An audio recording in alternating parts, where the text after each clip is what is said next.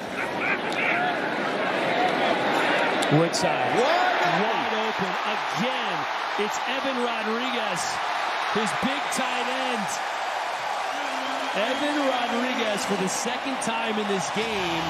There's nobody within 10 yards. This time he manages to stay in bounds, and it's a 45-yard gain. They came back to the same play that they ran earlier. It wasn't covered, and he threw the ball a little too wide. It went out of bounds. This one was caught on the field of play, an additional 20 yards. Well done. That's how you call a game. You repeat something that looked good earlier. Evan Rodriguez, a 3-year NFL veteran out of Temple. Hey, 41 zone. 41 zone. It sounds like a run play to me. Get set. Bingo set. And it was a run play that is not going to go very far. You talk about that Salt Lake defense, how good they are against the run. 77 yards per game, and you can see why as Chris Odom makes a tackle. Well, I think he told everybody in the stadium what the run was going to be, right? Yeah. 41 zone. It's a zone play to the left. But he's probably audible. All right. Second down and long. They've got to come out of this with at least a field goal, but they don't want a field goal. They want a touchdown, a 6 or an 8. Outside. Here we go. Here we go. Hey, he's going out. Hey, the back's going out. Bingo, shot. Woodside pressured. Tries to escape the pressure. Trevor Riley, the last man there, as Woodside ducks underneath him, has to go down, and that Salt Lake defense coming up big again. And it was pressure by the front four. You'll see these front four guys, they can get after the quarterback pretty good. But then it wasn't until later on. Here comes a linebacker late to make the tackle. He knew the quarterback was breaking, contained, could run. Come on up, make the play. Look at that. 3 sacks already for the Salt Lake defense. Hey, Vite. Good set, good set. Bingo, shot. Woodside over the middle, again looking for Rodriguez, right into the waiting arms of Cody Brown. So another red zone interception. It was San Antonio, and now it's Salt Lake City, but we do have a flag down. Roughing the passer. Defense number 98. That's the distance from the previous automatic first down. Wow. Mike Purcell called for roughing the passer. Let's take another look at the pick. Cody Brown already had an interception earlier in the day, and now he's Johnny on the spot again. Pick in the red zone. But you can't hit that quarterback late. Let's take a look at the hit. Right here, let's go. Let's go. Let's go. A little shove. Little shove. You can't shove him in the face. Oh, what a huge, huge break for San Antonio. That's the end of the quarter. We have the officials mic'd up in this game. Going to get the opportunity to listen into them conference up. Referees John O'Neill.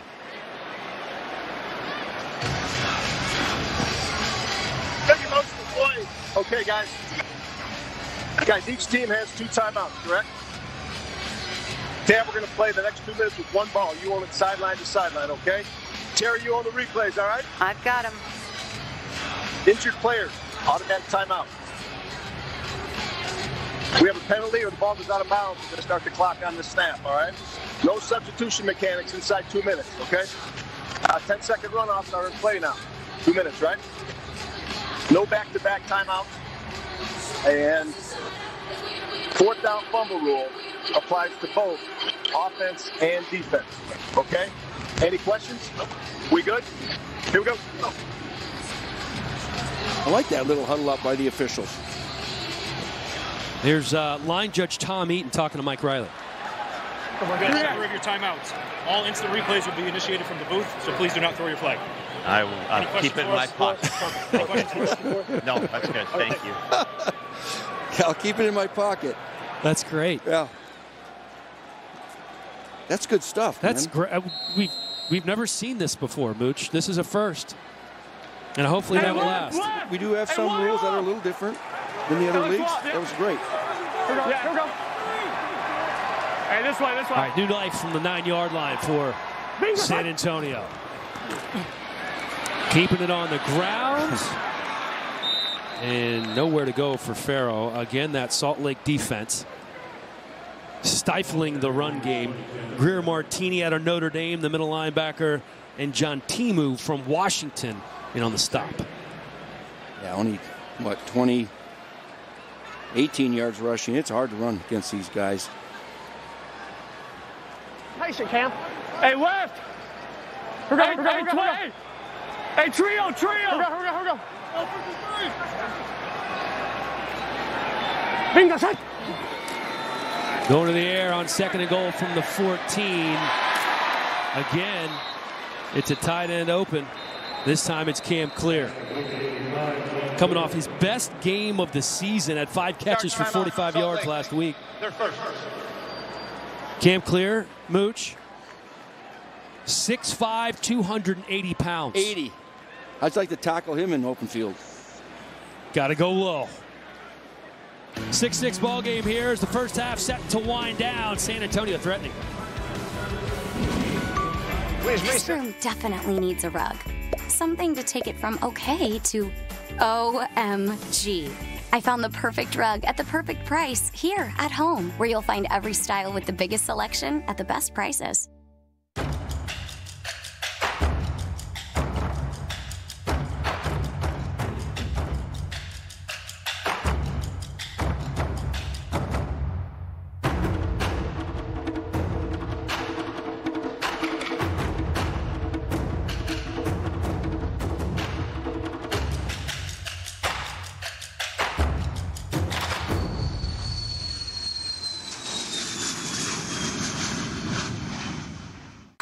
My search for the right bar stool is on.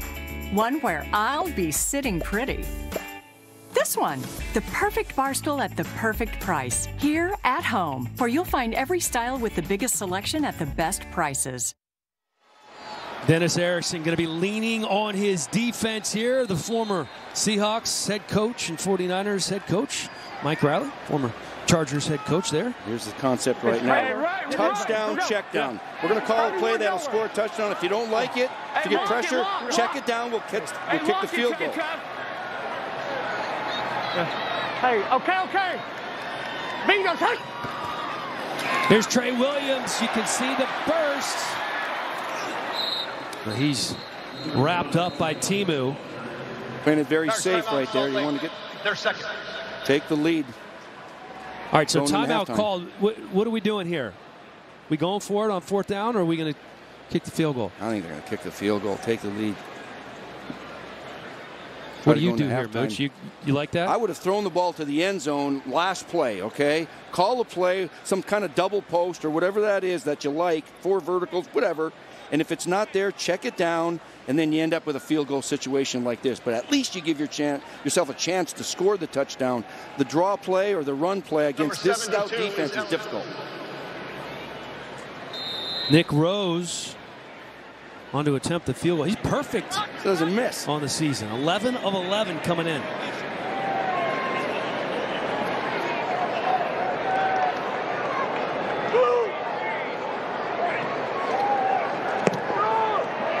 From 26 yards out, it's good. San Antonio taking a 3-point lead on Salt Lake, but over a minute to go here. Salt Lake has a timeout. No reason they couldn't put some more points on the board before it's all said and done. That kick caps a 9-play drive that ate up just over 4 minutes of clock. We got a penalty here. And just take the points and let's go play defense. See what John O'Neill tells us here.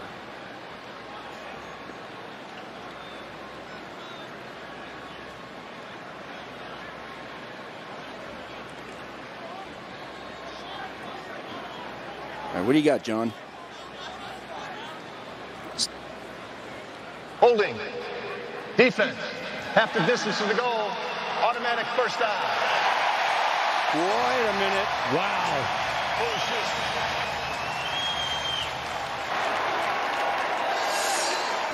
That was huge. Holding.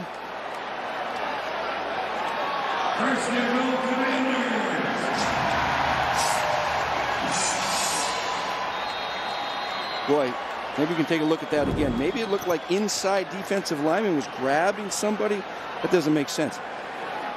Costly penalty. Wow, I don't know that I've seen that before. All right, Farrell in the ballgame for San Antonio. Here's Farrell. The hole closing quickly. That Salt Lake defense is going to have to try and keep them out of the end zone again. Yep. And they're going to run the clock here, Dan. Just chew it down a little bit because they don't want to have the Stallions get the ball back with any sort of time.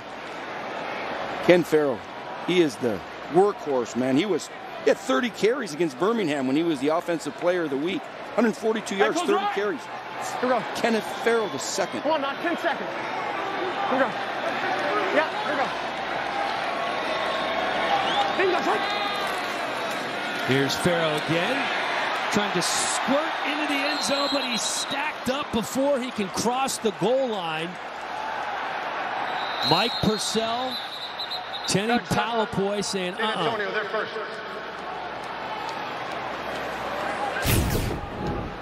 Now look at these guys. They will gum this whole thing up. There's nowhere to go. Fake the jet sweep. Come on in there. And boy, do they hit this thing. Guys penetrating, guys tackling, going to the ball. You got about 6 guys on that tackle. You remember that Where's the Beef commercial, Mooch? Where is the beef? Look at right there.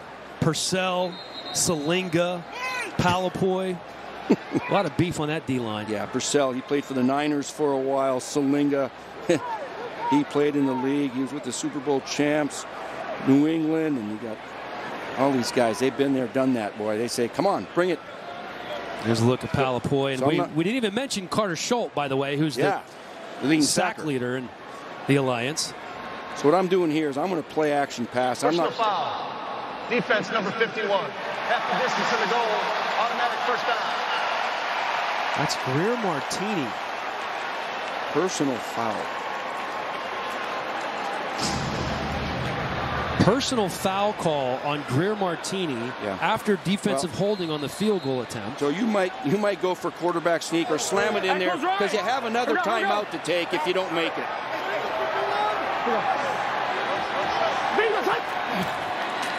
There's Woodside handing it off, trying to get into the end zone as David Cobb. Charge timeout, San Antonio. They're second. Wow. 30-second timeout. David Cobb, a strong runner, played a couple years with the Titans. Yeah, this thing bounces to the backside where it wasn't supposed to go. It was headed over here to the right side, and he bounced it all the way back into trouble. You got 3 or 4 defenders waiting on him. Yeah, Trevor Riley getting in there. Then he's getting some help from Andre Tolliver, the free safety, coming up. This Salt Lake defense is tough. Do not let the 2-4 record fool you. So again, I'm going to up. You got another timeout left with 8 seconds. You could run 2 plays here, all right?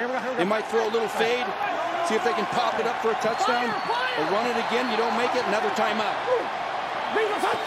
Penalty. They're going to go with the quarterback sneak. False start. Offense number 69. Oh. 5-yard penalty. Still second down. False start on Andrew McDonald, so it comes back. You got to take the quarterback sneak out of the playbook.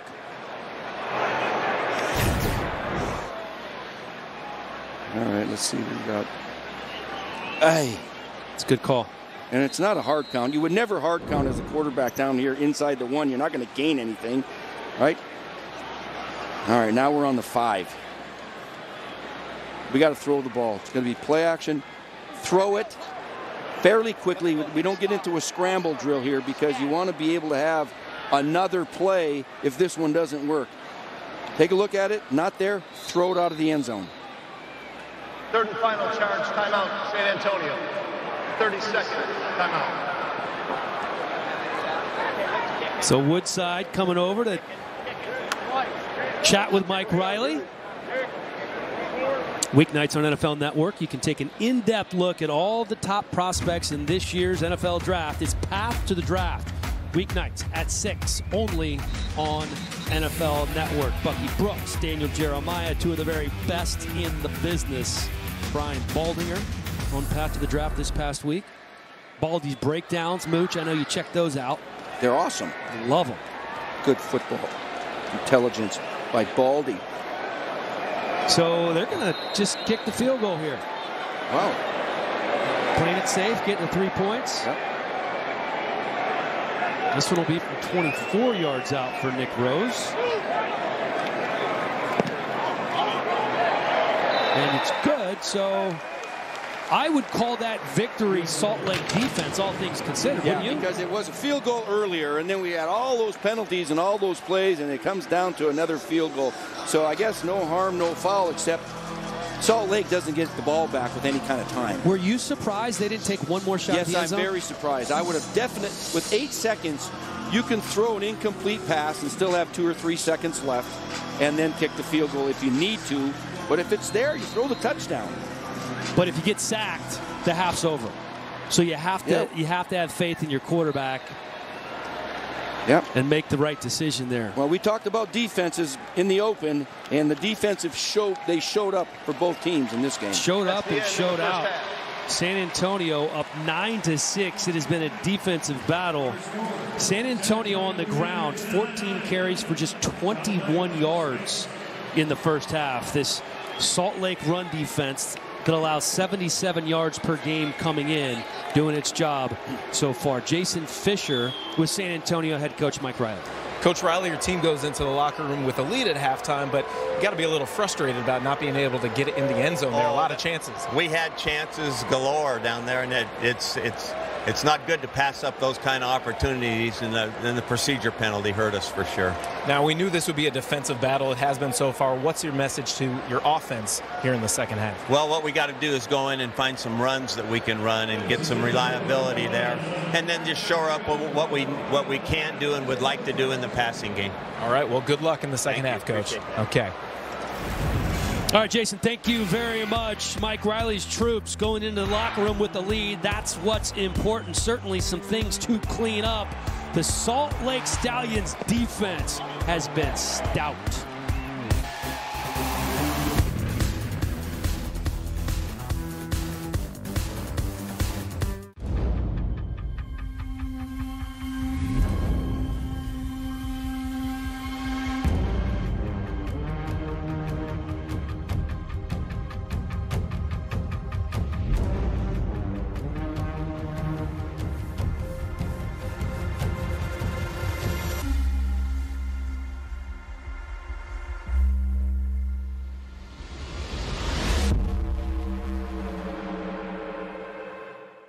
The Pro Football Hall of Fame Concert for Legends featuring Imagine Dragons, August 4th at Tom Benson Hall of Fame Stadium.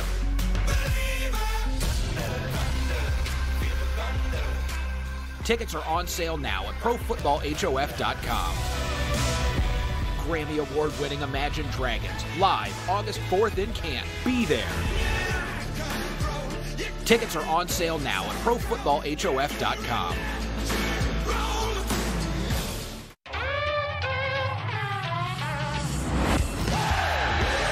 It's something I've dreamed of my whole life.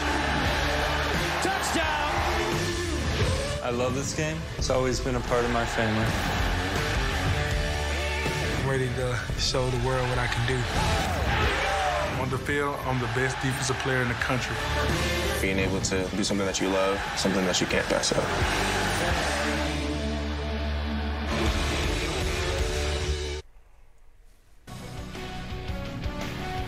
San Antonio's Duke Thomas with a big first half pick for the Commanders, helping them lead the Salt Lake Stallions 9-6. We are at halftime in San Antonio. Welcome everyone into our Alliance All Access studios. Alex Flanagan along with analytics analyst Cynthia Freeland and two Hall of Famers, Terrell Davis and Rod Woodson. You guys, a pretty tight game, bit of a defensive battle, but Rod, let's talk offense first and your guy, Big Play McKay. Yeah, Mikael McKay, named after my nephew. He's been balling. I mean, 2 targets, 1 touchdown, 21 yards. He's been doing this all year long. He's the 4th leading receiver in the Alliance. This is one of the main. Look at this move, double move. He gets Moss right there on the goal line. Right, big plays all year long for this offense. This is one of the main reasons they're scoring points. fun to watch, giving the San Antonio salute there. That's right, Ron. You talked about defense last week. You said defense travels. Well, you know what? A defense that takes the ball away also travels as well. I mean, San Antonio, 16 interceptions on the season. They're giving their offense chances to make some plays. I love that. And right here, you see this nice little pick. We saw it earlier. Well, look at this. You got Duke Thomas. Oh, nice Oski. Now he's got to get on his horse. He's got to take this to the house, right? If that was you, Rod. Oh, that's going to the house. To the house. House call. But a great job by San Antonio Commanders defense. And great job by Salt Lake, too. They're really keeping their defense in the game as well. All right, if you missed the first game of Week 7 earlier today, let's show you some of the highlights between the Orlando Apollos and the Atlanta Legends. The running game key today in the Apollos when they took an early lead with Davion Smith, first quarter touchdown. Atlanta answering this one, you guys, on their opening drive. Aaron Murray finding Malachi Jones in the end zone there. But TD, the running game then would carry the Apollos. Look at Davion Smith scoring again. I tell you, man, as a running back, you like these little 3, 2-yard, 1-yard touchdown runs. They are just awesome. And, you know, Davion Smith getting a chance to tote the rock, and he's making good on those carries. 3 touchdowns on the day. This Rod, Aaron Murray throwing the big pick there. Oh, Latoya, when you make plays like this and you score points on defense, you win football games. And Bob Sanders got these guys playing. This is the second leading scoring defense in the Alliance. These guys are playing great football. You missed my guy Charles Johnson catching a touchdown pass right there. Hopefully the people at home didn't miss it, but you might have missed it right there. We didn't miss it. Orlando wins this one, you guys, 36-6, and they are the very first team in the Alliance to clinch a playoff berth, so we will see them in the playoffs in a couple of weeks. Cynthia, let's look at this game and give me a Freeland fact from this one. What number stood out? Well, the number is 0. If that's a number, we can debate that later. But ultimately, Aaron Murray's had a hard time completing deep passes, so 20-plus yard passes. He's only 2 of all of his attempts in 3 games. It's under 15%. In fact, he has a passer rating on those deep passes that's worse than if he just threw the ball into the ground. Yeah. So this is a big one because in our league, you need deep passes. Of course, turnovers are key, but deep passing is the key. Not atypical in football, but like you said, in this league, it's a huge factor. All right, coming up next, a special exclusive interview with you, for you with the Memphis Express's new quarterback, Johnny Manziel, who really opens up. Yeah, I'm not going to lie, I wake up at times thinking I'm going to pop up and be in my apartment my first year in Cleveland, and it's all going to be one crazy dream.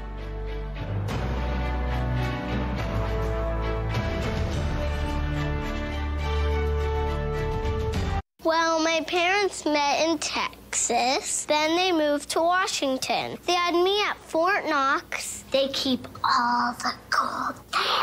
After that, we moved to Georgia for a couple years. Then we spent some time in Korea.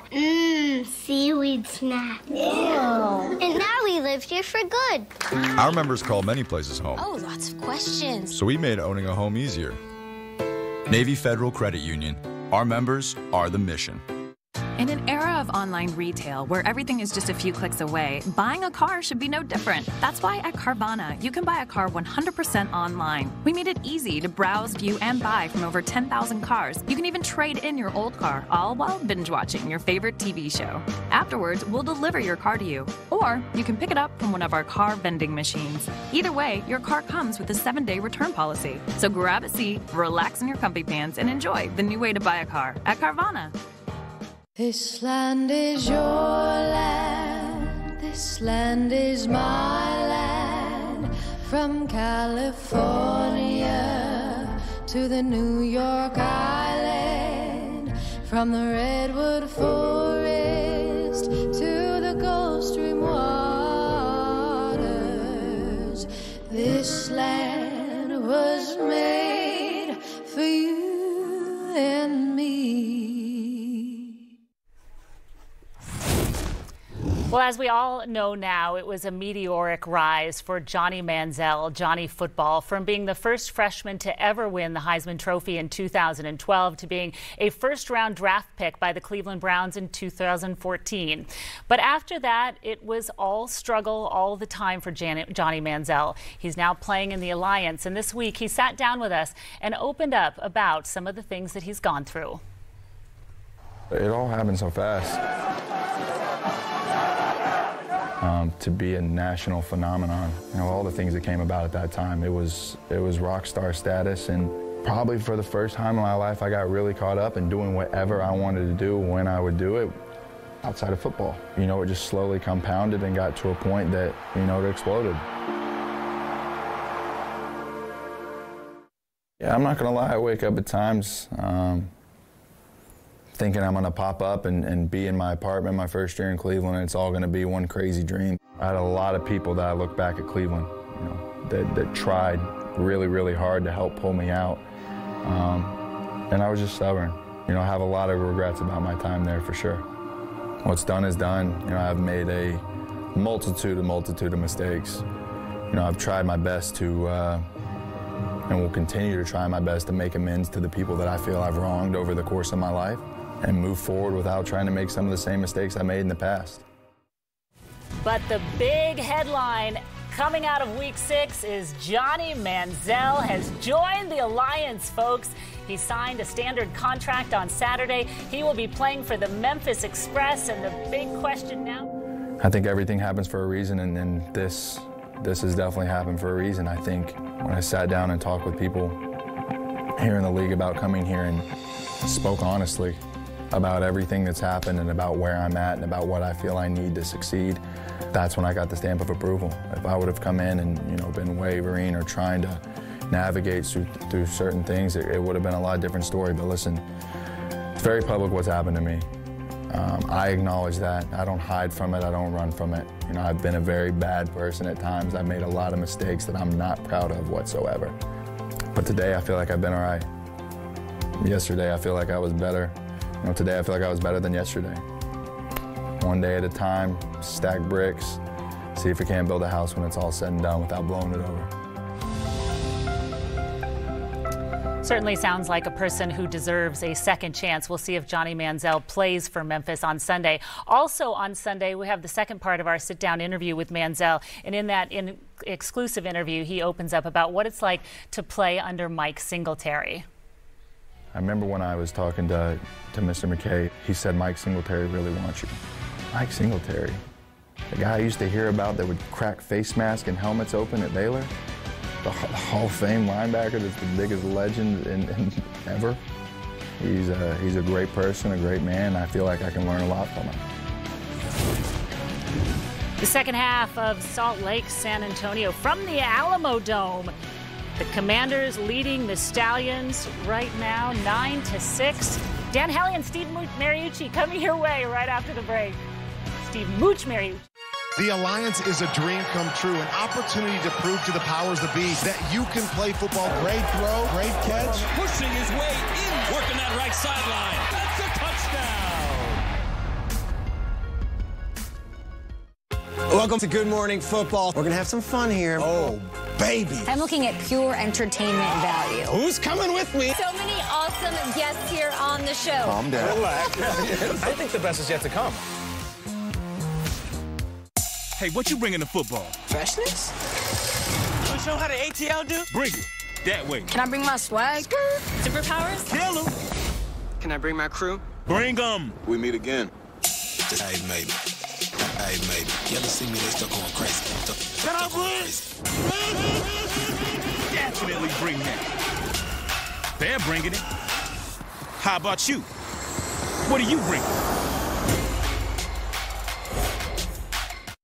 The most important thing is our kids and our community. Chicago has been hit with a major spike in gun violence. We kind of tag-teamed and said, all right, let's do something. When I heard the stats about literacy by 4th grade being a big marker for success, I was sold.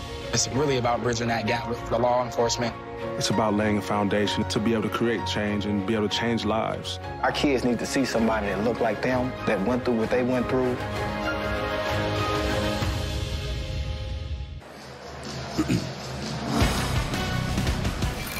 Welcome back to the Alamo Dome. We promised you it would be a defensive battle, and so far, that's exactly what it has been.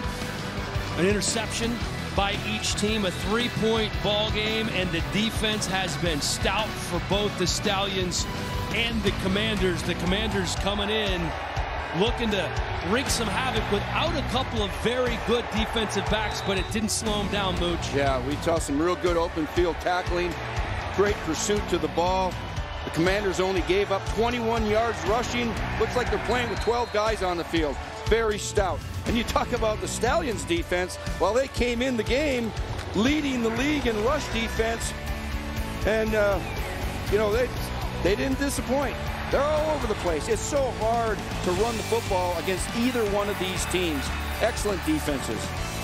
A ball-hawking secondary for the Commanders being helped out by their front seven. Look at the numbers here.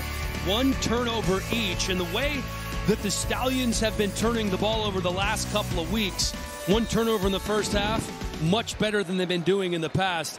Dennis Erickson and Mike Riley trying to draw up a game plan here for the second half in a tightly contested affair. Tonight's first half stats brought to you by Air National Guard as we are underway here in the second half, keeping it on the ground, and Farrow again not going anywhere as Silver Salinga, the big defensive tackle and former Super Bowl champion with the New England Patriots, meets him. Well, when you watch film of this Stallion defense, you see a lot of that.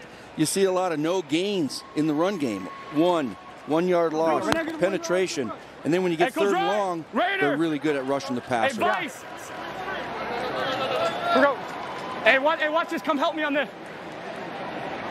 Bingo, shot. Quick pass to the 30-yard line, complete to John D'Arce. Take a look at the play selection so far here from San Antonio. How about the balance? That's amazing. That's what you call balance. Coming in, 187 runs to 184 passes. Tonight, 16 to 16. No, and then you got to take a good look at a self-scout of that. How many yards and what kind of production are you getting at when you call it evenly like that? Here we go.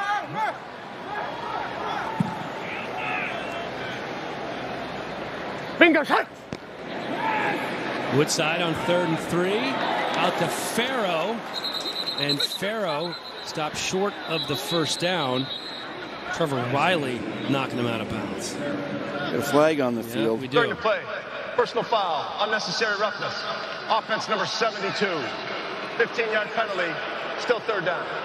Jared Smith-Jones, that's the left tackle, called for unnecessary roughness. Let's see what he did. We have started this game with several minor injuries. Players helped off the field, and it seems like there have been a lot of penalties here to wrap up the first half and to start the second. These offensive linemen are really getting tested against these good defensive front sevens. Well, we've seen for most of the Alliance season that the defensive lines have been ahead of the offensive lines. That's true. And the That's a offensive true lines, statement. 4th down. That's a true statement. 2 things about that. You have more defensive linemen who have played in the National Football League. And secondly, offensive linemen, whether it's college or NFL or this league, they need more development, more practice time. That's why this league is so important. It's so awesome. They're getting all the work that they need, that they wouldn't get if they were on a practice squad someplace.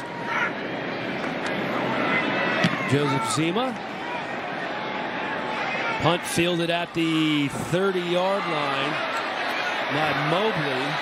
Mobley with a little room, cutting back out past the 40-yard line, out past the 50 to the 40, and he is finally taken down by Zima. Zima on the tackle. Zima makes the tackle, and we do have a flag down.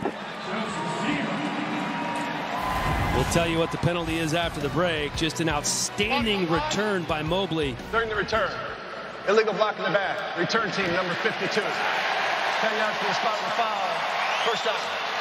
That hurts. That's Josh Banderas negating a 41-yard punt return. We're back. Salt Lake City ball after this. Of 5 fearless superheroes. Justice League 2020. More TV superheroes, just what the world needs. Do you have a photo printer in there somewhere? No. Is it your butt? I bet it's his butt. Are we really the best people to hunt a supervillain? Hell no.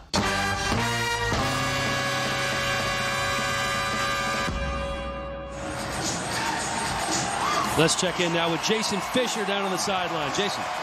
I spoke to Coach Erickson coming out of the half. He said, we're our own worst enemy right now, as you saw just there with that penalty. He said that was a big emphasis of what he said to the team in the locker room. The D's playing well, but they need to find the end zone, and they're going to have to do it without of the keys of their offensive line. Nick Callender has just been ruled out for the rest of the game with an ankle injury. Nick Callender, who has been battling injuries for much of the season. Jason, thank you very much.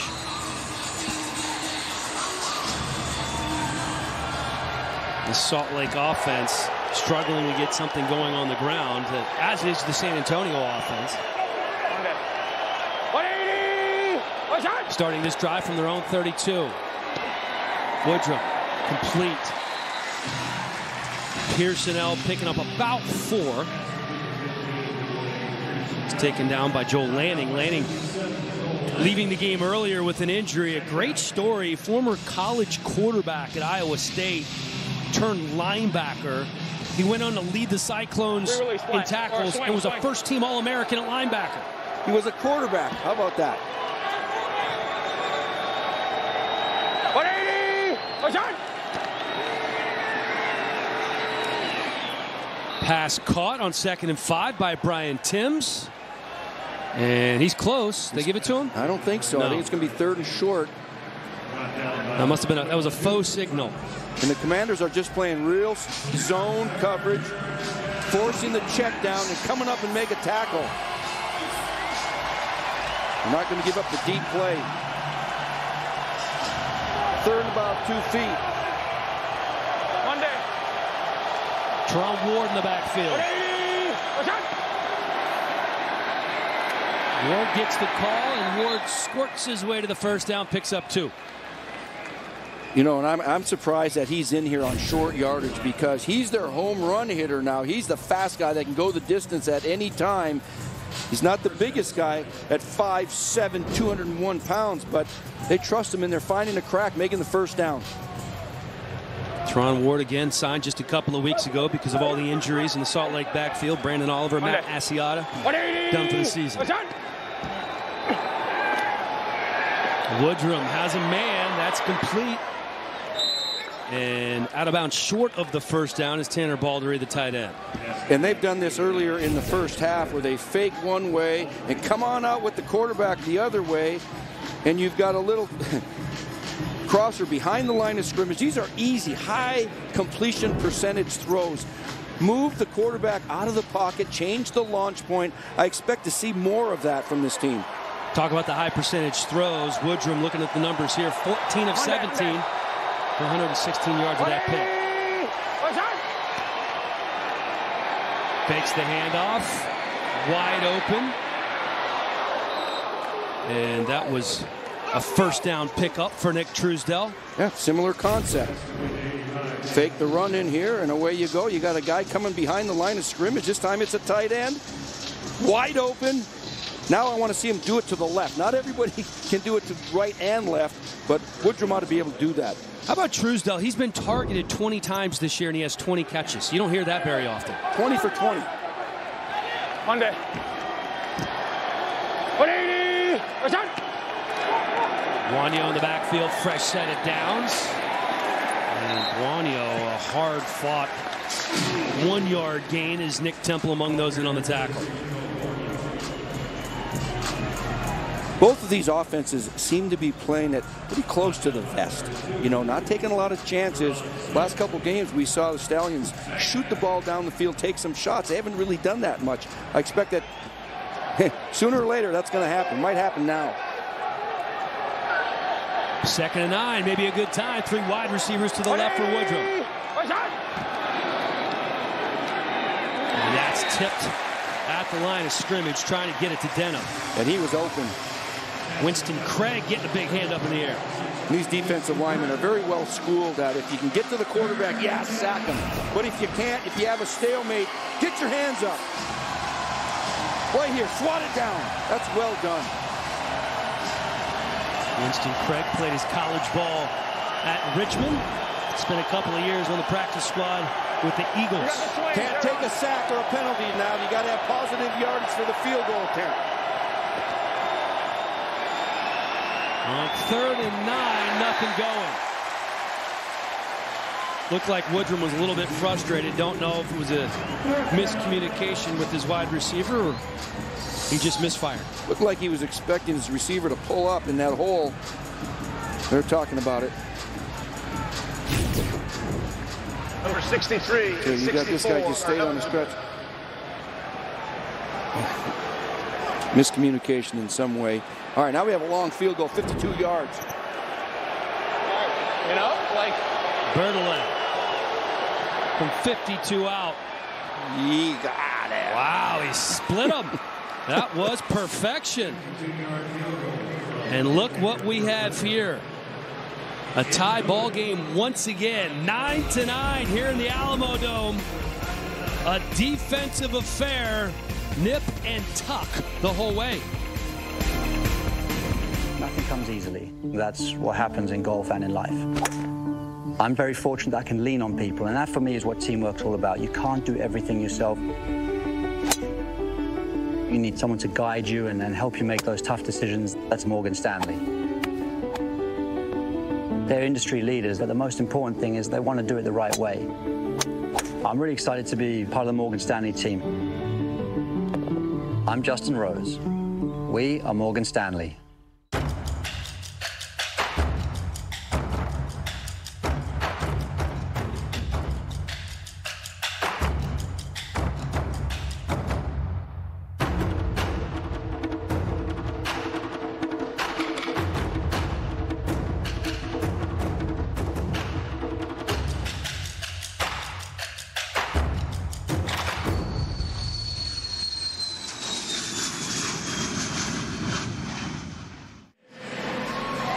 We knew it was going to be a good fan turnout here at the Alamo Dome. I didn't think we would set a record. 30,345 here tonight, supporting their hometown San Antonio Commanders, who have been on the road for a month straight. What a turnout here. The weather not so great outside, Mooch. They probably had some other things to do, but no, they're here to support their Commanders. Football season is year-round, baby. Love it. We're going.